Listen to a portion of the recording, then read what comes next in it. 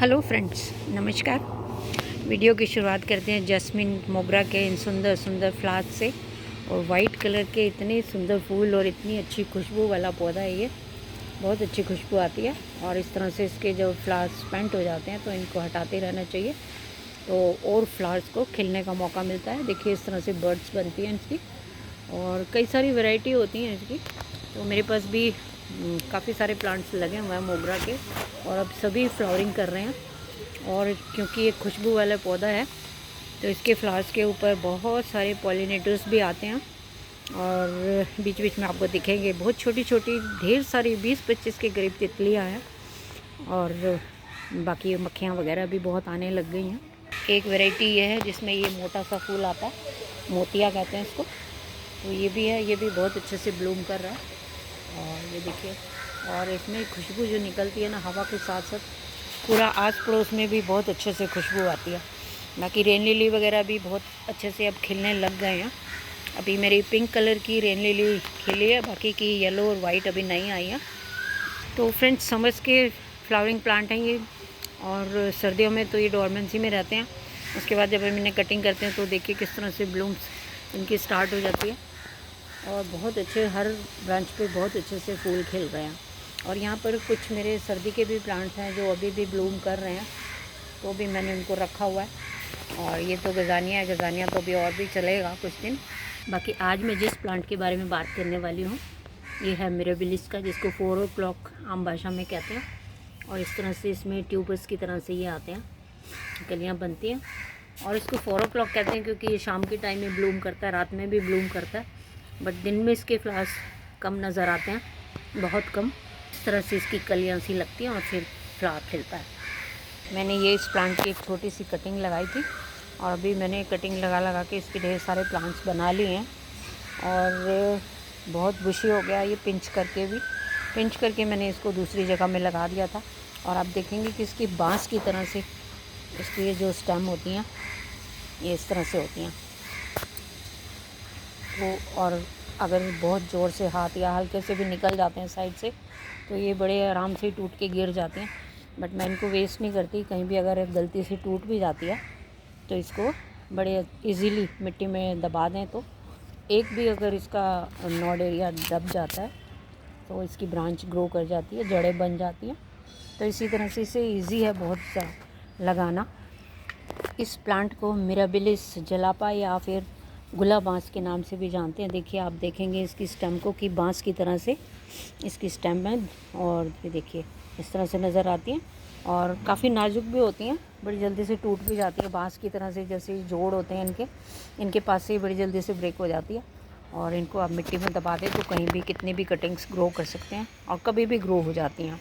ये देखिए ये मैंने बिल्कुल छोटी सी एक कटिंग लगाई थी जो टूट के गिर गई थी और इसमें फ्लावरिंग भी आ चुकी है। और आप ये देखेंगे ये इसका सीड है, ये बिल्कुल काली मिर्च की तरह से होता है। दिखाती हूँ आपको, ये देखिए ये एकदम काली मिर्च जैसा लगता है। फ्लावर आने के बाद अगर आप उसको नहीं हटाते हैं इसकी बड को तो इस तरह से इसमें बिल्कुल काली मिर्च की तरह से सीड ग्रो हो जाता है, बन जाता है। और इसको मिट्टी में दबा देंगे तो फिर से एक नया आपका प्लांट तैयार हो जाएगा। तो कुछ प्लांट्स तो मैंने इस तरह से तैयार किए हैं, कुछ सीड्स भी मैं डालती रहती थी तोड़ के। जब इनकी सफाई करते हैं तो अगर तो सीड बन जाते हैं तो मैं तोड़ के उसको एज इट इज़ मिट्टी में डाल देती थी। तो देखिए अभी भी दिखाती हूँ सीड ग्रो कैसे क्यों हुआ। ये देखिए यहाँ से फ्लावर हट गया और ये देखिए ये सीड निकल के आया इसका। और ये बहुत हेल्दी सीड्स होते हैं और इजीली बड़े अच्छे से ग्रो हो जाते हैं। तो ये देखिए एक और आया। तो इस तरह से इसको हम सीड से भी ग्रो कर सकते हैं और कटिंग से भी, दोनों तरह से ये बहुत इजीली ग्रो हो जाता है। और मैंने इसी तरह से ये बना लिया है। मेरे पास सिर्फ एक ही कलर है पिंक, तो इसमें येलो कलर भी आता है और भी कलर्स आते हैं, बट मेरे पास एक ही है और ये भी फ्री का प्लांट है क्योंकि मैंने भी किसी से एक छोटी सी कटिंग ही ली थी। और इस तरह से मैंने 3-4 प्लांट्स को तैयार कर लिया। एक मेरे फ्रंट गार्डन में भी है, उसको भी मैं आपको वीडियो के लास्ट में दिखाऊँगी।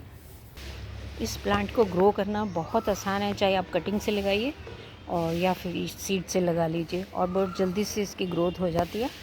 और शाम के टाइम इसमें फ्लावरिंग होती है, इसीलिए शायद इसको 4 o'clock कहा जाता है। और रात में फ्लावरिंग रहती है इसकी, बट दिन में कम ही देखने को मिलती है। कभी कभी आपको लगेगा कि हाँ लगे होंगे, अदरवाइज़ तो दिन में नहीं होती इसकी फ्लावरिंग, तो शाम को ही देखने को मिलती है।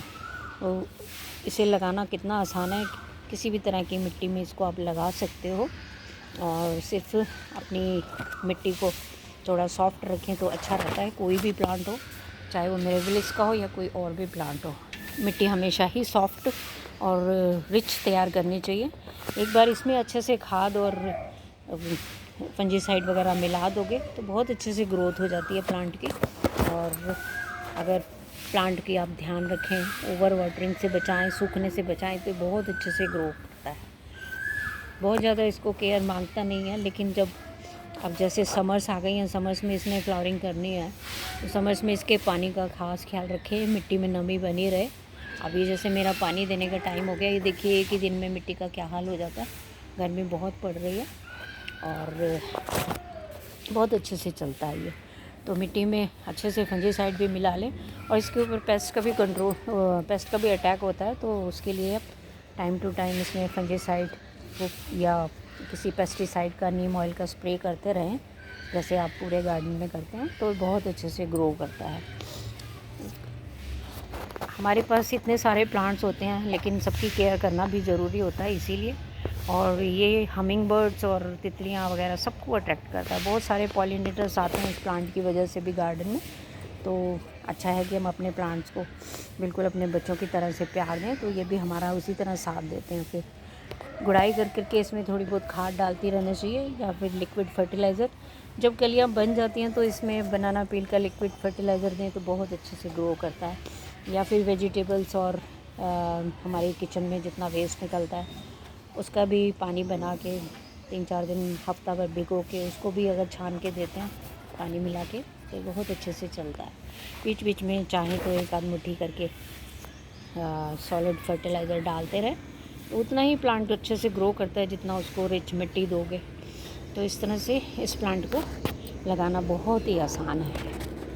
और सीड्स का मैंने आपको बताया, ये इसमें सीड्स कंटिन्यूसली बनते रहते हैं। जैसे फ्लावर कई बार हम नहीं भी उतार पाते, तो इस तरह से फिर सीड बन जाते हैं, और बड़े इजीली किसी भी मिट्टी में आप इसको ग्रो कर सकते हैं। या फिर जो कोकोपीट होती है उसमें डाल के ग्रो, बड़ी जल्दी से ग्रोथ हो जाती है इनकी। फ्रेंड्स, ये एक मेडिसिनल प्लांट भी है, इसका मेडिसिन्स में भी कुछ यूज़ होता है। एक्चुअली तो मुझे नहीं मालूम किन मेडिसिन्स में होता है, लेकिन ये एक मेडिसिनल प्लांट भी है। और जहाँ तक गार्डन में रखने की बात करें तो पॉलिनेटर्स को तो अट्रैक्ट करता ही है। मोस्टली सभी फ्लावर्स पे पॉलिनेटर्स आते ही हैं, और ये भी एक हल्की खुशबू वाला पौधा है, तो इसमें भी फ्लावर्स में हल्की फुल्की स्मेल आती है। वो डिफरेंट प्लांट पे, डिफरेंट वैरायटी पे डिपेंड करता है। तो ये मेरे पास तो ये पिंक वाला है, तो पॉलिनेटर्स इसके पास मैंने मंडराते हुए देखे हैं खूब। और हमिंग बर्ड्स को भी ये अट्रैक्ट करता है। तो किसी भी साइज़ के पॉट में इसको आप लगा सकते हैं। मैंने इसे छोटे बड़े हर पॉट में लगा के ट्राई किया है, क्योंकि मैं अपना एक्सपेरिमेंट कुछ ना कुछ करती रहती हूँ। और ये हर तरह की मिट्टी में और हर तरह के पॉट में बड़े इजीली ग्रो हो जाता है। सिर्फ इसका थोड़ा सा पानी का ध्यान रखें तो ठीक है। ओवर वाटरिंग से इसके पत्ते पीले पड़ जाते हैं, लेकिन अभी जैसे समर्स में तो प्लांट को पानी बहुत चाहिए होता है, तो ओवर वाटरिंग का इतना ख़तरा नहीं रहता। लेकिन ये क्योंकि सीज़न चेंज होने पे बहुत सारे पेस्ट्स का अटैक होता है, तो उससे ज़रूरी है कि पौधे की खूब अच्छे से शॉवरिंग भी करें, और इसके ऊपर नीम ऑयल का या किसी और फंजीसाइड का भी स्प्रे कर सकते हैं, ताकि ये पेस्ट के अटैक से बचा रहे। बाकी और कोई बहुत ज़्यादा केयर नहीं मांगता, इतनी केयर तो हम सारे ही प्लांट्स की करते ही हैं। तो उनको जब हम फर्टिलाइज़ करते हैं या कोई भी फंजीसाइड स्प्रे करते हैं, तो अपने गार्डन में सभी प्लांट्स के ऊपर ही करते हैं, ताकि एक दूसरे का असर ना पड़े एक दूसरे प्लांट के ऊपर, क्योंकि जो इन्फेक्टेड प्लांट होता है उसका असर दूसरे के ऊपर भी आ जाता है। तो इसलिए अच्छा है कि स्प्रे करें तो पूरे ही गार्डन में करें। तो इस तरह से आप इसको, अगर आपने ये पौधा नहीं लगाया मिराबिलिस का, तो इसको आप अपने गार्डन में ऐड कर सकते हैं। और बहुत ही प्यारा प्लांट है, इजी टू ग्रो प्लांट है। किसी भी जगह में, कैसी भी जगह में ये उग जाता है। सिर्फ इसको सनलाइट चाहिए होगी, बट बहुत हार्श सनलाइट से भी इसको बचा लें तो अच्छा रहता है। तो बस चलते चलते आपको मैं अपना वो वाला प्लांट भी दिखा देती हूँ जो मैंने फ्रंट गार्डन में रखा है। तो देखिए फ्रेंड्स, बाहर रोड पे खड़ी हूँ और ये मेरा फ्रंट गार्डन है। इसकी वॉल पे मैंने इस प्लांट को रखा हुआ है, और आप देख सकते हैं ढेर सारी कलियाँ इसमें लगी हुई हैं और ये खिलती रहती हैं। और इस तरह से इनके ये जब स्पेंट हो जाते हैं फ्लावर्स तो इनके बाद यहाँ पर ये सीड बन जाता है। तो इसी तरह से कलेक्ट कर लेती हूँ मैं, बहुत सारे कर चुकी हूँ और उगा भी चुकी हूँ। ये देखिए मैंने हटाया, अब इसके नीचे अगर मैं बड को नहीं हटाऊँगी तो यहाँ पर सीड्स बन जाते हैं। तो इस तरह से चलता रहता है। ये देखिए कितना प्यारा सा कलर है, अभी तो बड आई और शाम तक खिल जाएगी। और इसकी जितनी सूखी गली सड़ी पत्तियां हैं उनको हटाते रहना चाहिए, प्लांट भी सुंदर लगता है और अच्छे से ग्रोथ भी करता है। तो इसी तरह से मैं करती रहती हूँ। और पीले पत्ते वैसे तो होते नहीं हैं मेरे गार्डन में, पीले पत्ते केयर करने से सब हो जाता है। तो इसी तरह से इनकी अच्छी ग्रोथ के लिए इनकी हल्की सी केयर करें तो भी ये बहुत अच्छे से चल जाता है। ये मैंने देखिए कटिंग से लगा दिया था इसी गमले में, ये भी इतना अच्छा से ग्रो कर रहा है। तो बस आज की वीडियो में फ्रेंड्स इतना ही, मिलते हैं नेक्स्ट वीडियो में, तब तक के लिए बाय।